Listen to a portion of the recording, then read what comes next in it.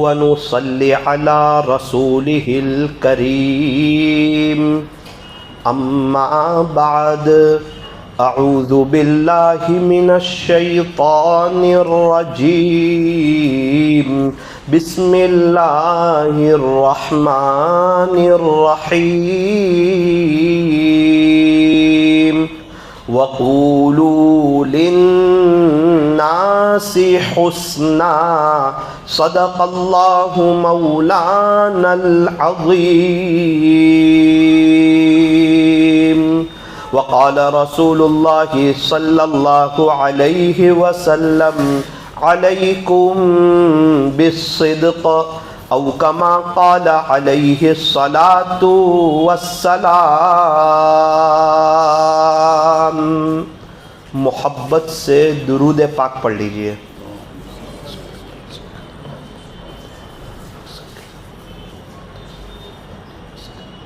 بزرگان محترم اور عزیز نوجوانوں، تین چیزیں انسان کو باکمال بنا دیتی ہے.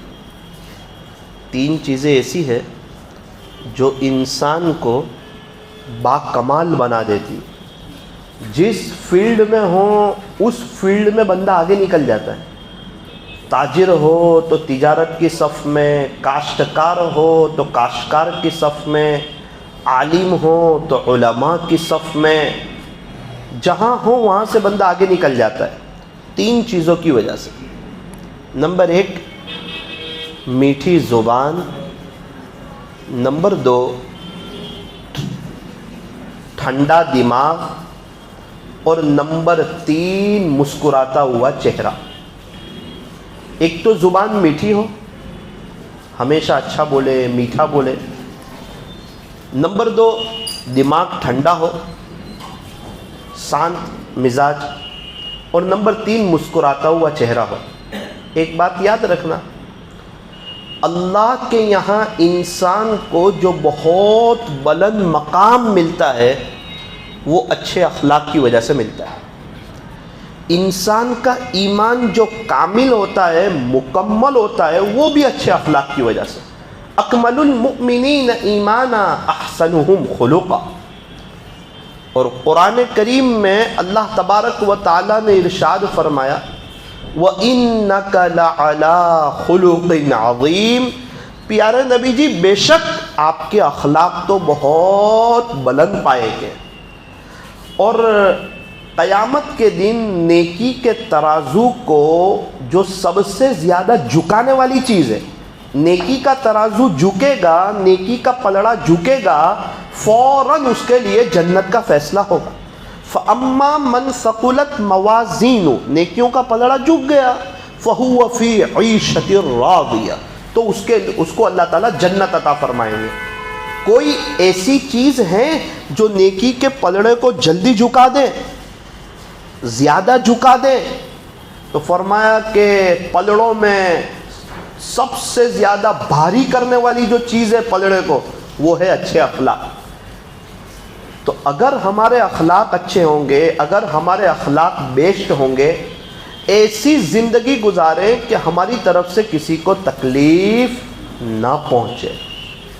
ایک بزرگ نے بہت اچھی بات کہی، بہت اہم بات، بہت کام کی بات، کہ ہمیشہ بات کرو محبت کی زبان سے. ہمیشہ بات کرو محبت کی زبان سے، اور دیکھو رحم کی آنکھوں سے، اور سنو برداشت کے کانوں سے.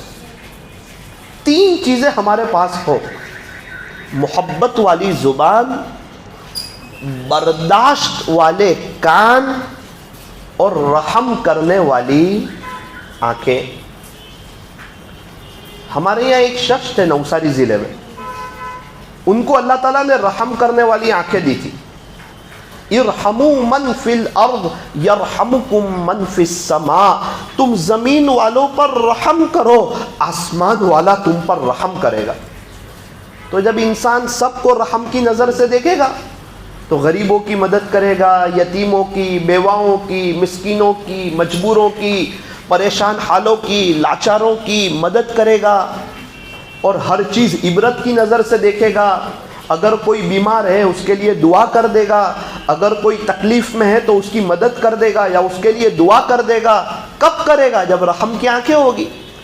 تو ہمارے یہاں ایک شخص تھے، ویسے تو شراب پیتے تھے، نشے کے بڑے عادی تھے، لیکن اللہ تعالیٰ نے ان کو رحم والی آنکھیں دی تھی۔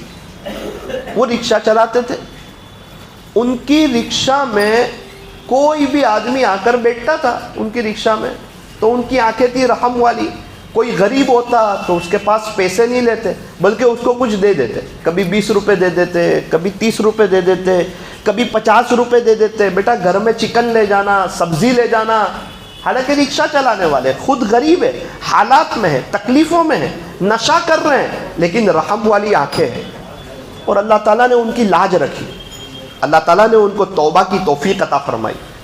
پھر انہوں نے توبہ کی اور توبہ کر کے اللہ کی طرف آئے۔ پھر کیا ہوا؟ یہ رحم والی آنکھیں تھی، اس کا فائدہ یہ ہوا کہ 15 رمضان کو ان کا انتقال ہوا۔ رمضان کے مہینے میں اللہ کو پیارے ہوئے، اسی لیے ہماری آنکھیں رحم والی ہو۔ اور یوں فرمایا کہ کچھ بھی سنو نا تو برداشت کے کانوں سے سنو، کسی کی غیبت نہیں، جھوٹ نہیں، برداشت کے کان۔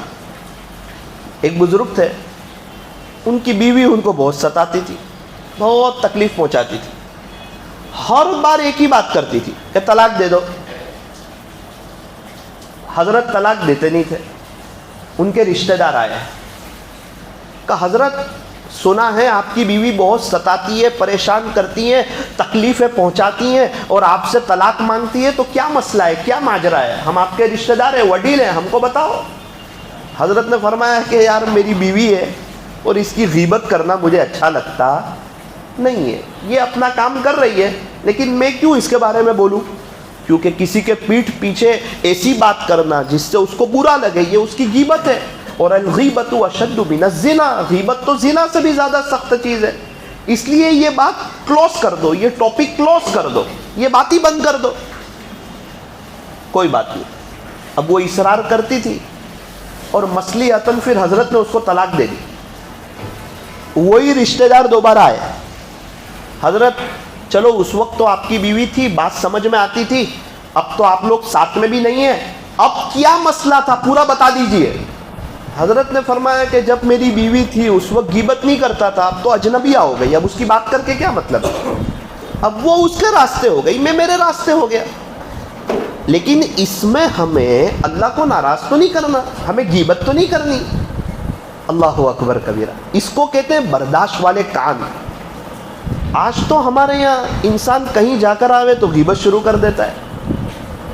اسی لیے فرمایا کہ کہیں بھی جاؤ، کسی کے گھر میں جاؤ، اندھے بن کے جاؤ، اور باہر نکلو تو گونگے بن کے باہر نکلو۔ آج ہمارے گھروں کا حال کا بے حال ہے غیبت میں۔ ہمارے گھروں میں چاچا چاچی کی غیبت ہو رہی ہے، بھائی بھابھی کی غیبت ہو رہی ہے، فوئی کے گھر کی غیبت ہو رہی ہے، ماما کے گھر کی غیبت ہو رہی ہے، اور سب غیبت کرنے کا مقصد یہ ہے کہ یہ لوگ پریشان ہیں اور الحمدللہ ہم ان سے بہتر ہیں۔ خلاصہ یہ اینڈ یہ، ان کے وہاں ایسا ہو گیا، ماما کے وہاں ایسا ہوا، فوئی کے وہاں ایسا ہوا، بھائی کے وہاں ایسا ہوا، بھابھی نے ایسا کیا۔ بھائی کیا مطلب؟ اگر وہ پریشان ہے تو ان کے لیے دعا کر دو، اگر آپ کوئی ہیلپ کر سکتے ہو تو ان کی ہیلپ کرو، غیبت تو نہ کرو۔ غیبت کا حال رومنگ کی طرح ہے، جتنا گناہ کرنے والے کو اتنا ہی گناہ سننے والے کو۔ قرآن کریم میں جتنی سخت وعید غیبت کے بارے میں آئی، کسی اور چیز کے بارے میں نہیں آئی۔ کیا تم میں سے کوئی اپنے مردار بھائی کے گوشت کو کھانا پسند کرتا ہے؟ ایک تو انسان میں بھی بھائی بھی مرا ہوا، اس کے گوشت کو کھانا پسند کرتا ہے؟ تو فرمایا نہیں، فرمایا غیبت کا کرنا اس سے بھی برا ہے۔ واتقوا اللہ، اللہ سے ڈرو۔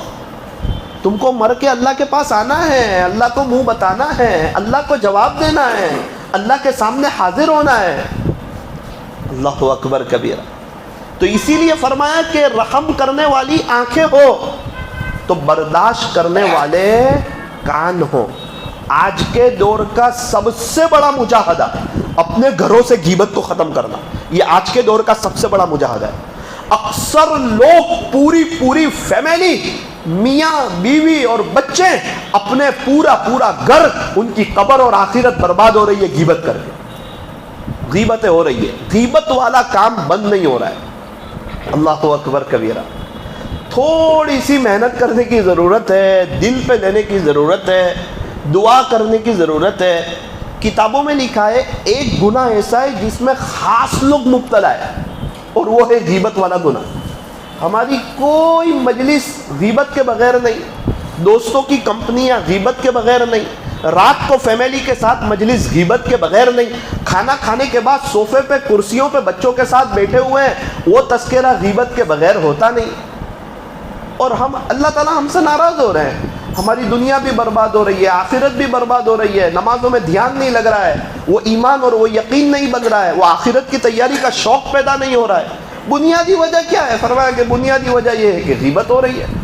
ہماری گاڑی میں بریک نہیں، بائک میں بریک نہ ہو تو وہ اسٹیشن نہیں جا سکتی، وہ باہر ٹکرائے گی. کار میں بریک نہیں، وہ کار باہر ٹکرائے گی. اگر ہمارے پاس اللہ کے ڈر کی بریک نہیں تو ہم غیبت کریں گے، ہم گناہ کریں گے اور ٹکرائیں گے، اور ایسے ٹکرائیں گے کہ خدا کی نظر سے گر جائیں گے. دنیا بھی برباد ہو جاتی ہے، آخرت بھی برباد ہو جاتی ہے.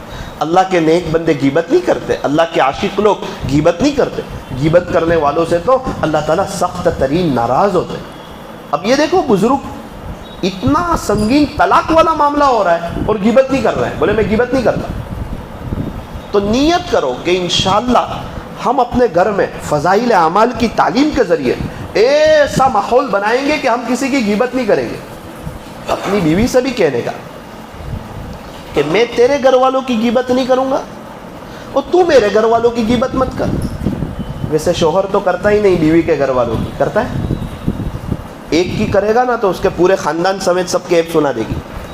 اس نے ایسا ماحول بنایا ہے پہلے سے کہ آپ میرے امی ابا اور میرے بھائی کے بارے میں ایک لفظ نہیں بول سکتے. ایسا ماحول اس نے تیار کیا ہے گھر میں. اور ہم ہیں کہ تو میری ماں کی غیبت کرتی رہے اور میں سنتا رہوں گا، اور پھر انشاءاللہ ہمارے بچوں کی شادی ہوگی تو جس طرح آج ہم ہمارے امی ابو کی غیبت کر رہے ہیں، کل ہمارے بچے ہماری غیبت کریں گے. پورا گھر جہنم کا نمونہ. رات کو سوتے ہوئے پورا گھر اللہ کی نظر سے گر گیا. یہ کون ہے؟ تو کہا 5 وقت کے نمازی ہے، تسبیح پڑھنے والے، اللہ کے راستے میں وقت لگانے والے. اور رات میں کیا ہو رہا ہے؟ تو کہا غیبت ہو رہی. غیبت والی سلسلے میں روک نہیں لگ رہی. میرا عزیزو، اللہ سے مانگنا پڑے گا. کبھی کبھار 50-100 روپے صدقہ دو، اللہ میرے گھر سے غیبت کا خاتمہ کر دے، اس کے لیے میں 50 روپے نکالتا ہوں. اپنی طلب بتاؤ. فرض نمازوں کے بعد دعا کرو. انشاءاللہ دعا کی برکت سے اللہ تعالیٰ غیبت والے سلسلے کو بند کرے گا. اور جب بھی کسی سے بات کرو، محبت کی زبان سے بات کرو. محبت کی زبان سے کون بات کرے گا؟ جس کے اندر نرمی ہو. جو نرمی سے محروم رہا وہ ہر خیر سے محروم رہا. دارالعلوم دیوبند، اس کے پہلے استاد تھے ملا محمود، اور پہلے شاگرد تھے محمود حسن جو بعد میں شیخ الہند بنے. تو یہ ملا محمود رحمت اللہ علیہ، ان کا انتقال ہوا. کسی نے خواب میں دیکھا، بہت بڑے اللہ والے نا، دارالعلوم دیوبند کے پہلے استاد، پوری دنیا میں ان کا فیض عام ہوا. کسی نے خواب میں دیکھا، پوچھا حضرت آپ کے ساتھ آگے کیا بنا؟ فرمایا ایک ایسی چیز پہ مغفرت ہوئی جس کو میں بھول بھی چکا تھا، مجھے تو معلوم بھی نہیں، اس پہ اللہ نے میری مغفرت فرما دی. کون سی چیز پہ؟ فرمایا میں کھانے بیٹھا نا اور روٹی کا پہلا لقمہ کھایا نا تو میں سمجھ گیا کہ میری بیوی آٹا گوندتے وقت اس میں نمک ڈالنا بھول گئی ہے. اب روٹی میں نمک نہ ہو، کھانے میں نمک نہ ہو تو وہ کھانا بے مزہ ہوتا ہے. انسان فوراً بول پڑتا ہے، چاہے محبت سے ہی کہہ دے کہ آج تو نمک ڈالنا ہی بھول گئی. فرماتے میں نے کچھ نہیں کہا کہ انسان ہے، روزانہ تو نمک ڈالتی ہے نا، آج غلطی ہو گئی، آج بھول ہو گئی، آج یاد نہیں رہا، آج دھیان نہیں رہا. میں نے اس کا تذکرہ ہی نہیں کیا، بس میری یہ ادا اللہ کو پسند آئی. اور اللہ تعالیٰ نے فرمایا کہ آپ نے اس وقت جو اس کا تذکرہ نہیں کیا تھا، اور خلاصہ یہ کہ آپ نے بغیر نمک والی جو روٹی کھا لی تھی، آج ہم آپ کو اسی ادا پر آپ کی مغفرت کر. اللہ اکبر کر. میاں بیوی کا آپس کا مسئلہ ہے اور مغفرت ہو رہی ہے. اللہ تعالیٰ تو سب کچھ دیکھ رہے ہیں. واللہ خبیر بما تعملون. تم جو بھی عمل کرتے ہو اللہ پوری طرح باخبر ہے. ہماری باریکیوں کو اللہ تعالیٰ جانتے ہیں. یہ کب ہوگا؟ جب انسان کے اندر وہ رحم دلی ہوگی. اسی لیے کبھی بھی کسی سے بھی بات کریں میٹھی زبان میں بات کریں. زبان اور دل میں ہڈی نہیں. اور اس کا سخت ہونا یہ اللہ اور اس کے رسول کو پسند بھی نہیں. اس لیے 3 باتیں ہیں اس کو ذہن میں بٹھانا ہے کہ جب بھی بات کرے محبت کی زبان سے، جب بھی سنے برداشت کے کانوں سے، بد ہضمی نہیں، وہ باتیں سن کے پھر باہر جا کے غیبت نہیں، بچوں اور بیوی کے سامنے سنا کہ نہیں اس کے وہاں یہ ہو گیا، اس کے وہاں یہ ہو گیا، اس کے وہاں یہ حالات آ گئے، اس کے گھر میں یہ تکلیف ہو گئی، نا نا نا نا نا نا، ہم تو رحم دلی کریں، اس کے لیے دعا کریں، کسی کی بات کو اچھالنا اچھی بات نہیں۔ اور جب بھی دیکھیں رحم کی آنکھوں سے دیکھیں، اور کسی کے گھر میں جائیں، کہیں جائیں، شادی میں کھانے کے لیے جائیں، کسی کی دکان پر جائیں، کسی کے بزنس پر جائیں، تو اندھے بن کے جائیں، عیب لے کر نہ آئیں، اور ریٹرن آئیں تو گونگے بن کے آئیں، وہ بات کو وہیں دفن کر دو کہ بھائی ٹھیک ہے جو دیکھا وہ دیکھا، اب اللہ تعالیٰ سے دعا کرنی ہے۔ لوگ کہتے ہیں کہ مولانا کیا کریں، سماج ہے، معاشرہ ہے، سب کو دیکھنا پڑتا ہے اور دیکھ کے چلنا پڑتا ہے۔ وہ میرے عزیز، وقت، زمانہ اور سماج اور معاشرے کے ساتھ مت چلو، پیارے نبی کے پیچھے چلو، زمانہ آپ کے پیچھے چلے گا۔ وقت کے پیچھے مت چلو، زمانے کے پیچھے مت چلو، سماج کے پیچھے مت چلو، معاشرے کے پیچھے مت چلو، رسم و رواج کے پیچھے مت چلو کہ منگنی ہے رسم کرنی پڑے گی، شادی ہے یہ رسم کرنی پڑے گی، فلاں کام ہے رسم کرنی پڑے گی۔ فرمایا کہ نا، وقت کے پیچھے نہیں، زمانے کے پیچھے نہیں، سماج کے پیچھے نہیں، بلکہ ہمارے نبی حضرت محمد الرسول اللہ صلی اللہ علیہ وسلم کے پیچھے چلو، انشاءاللہ زمانہ ہمارے پیچھے چلے گا۔ مولانا ہم اگر ہمارے نبی کے پیچھے چلنا چاہیں گے نا، ہم اکیلے ہو جائیں گے، اکیلے نہیں ہو جائیں گے۔ جن میں اکیلے چلنے کے حوصلے ہوتے ہیں، قافلے انہی کے پیچھے چلا کرتے ہیں، اوروں کے کندھوں پر تو جنازے جایا کرتے ہیں۔ میں چلا تھا جانب منزل تنہا، مگر میں چلتا گیا کارواں بنتا گیا۔ زندگی چیزوں سے خوبصورت نہیں ہوتی، پیسوں سے، بزنس سے، بنگلے سے، گاڑی سے، شو روم سے، اے سی لگا لینے سے، نئے نئے موبائل کے لینے سے زندگی چیزوں سے خوبصورت نہیں ہوتی۔ زندگی تو تاجدار مدینہ حضرت محمد الرسول اللہ صلی اللہ علیہ وسلم کی نقل اتارنے سے زندگی خوبصورت ہوتی ہے۔ ہمیں اللہ کو بھی راضی کرنا ہے، اللہ کے نبی کو بھی راضی کرنا ہے، اور اللہ کی مخلوق کو بھی راضی کرنا ہے۔ کوئی عمل ہے؟ فرمایا ہاں، اللہ کو راضی کرو عبادت کے ذریعے، پیارے نبی صلی اللہ علیہ وسلم کو راضی کرو اطاعت کے ذریعے، سنتوں پہ چلو، اور اللہ کی مخلوق کو راضی کرو خدمت کے ذریعے۔ جب اللہ کی عبادت کریں گے تو اللہ راضی ہو جائیں گے۔ وَاعْبُدْ رَبَّكَ حَتَّى يَأْتِيَكَ الْيَقِينُ، اور تو اپنے رب کی عبادت کر یہاں تلک کہ موت آ جائے۔ ہمارے نبی سے کہہ رہے ہیں کہ پیارے نبی جی آپ اپنے رب کی عبادت کیجئے یہاں تلک کہ آپ کو موت آ جائے، موت تک آپ کو عبادت کرنی ہے۔ اللہ اکبر۔ اور اللہ تعالیٰ نے ہمیں پیدا کیوں کیا؟ کھانے پینے، سونے، کمانے کے لیے، گھومنے پھرنے کے لیے، وہ سب اپنی جگہ ہے۔ فرمایا وَمَا خَلَقْتُ الْجِنَّ وَالْإِنسَ إِلَّا لِيَعْبُدُونَ، اے جناتوں اور اے انسانوں کی جماعت، میں نے تمہیں صرف اور صرف اپنی عبادت کے لیے پیدا کیا ہے۔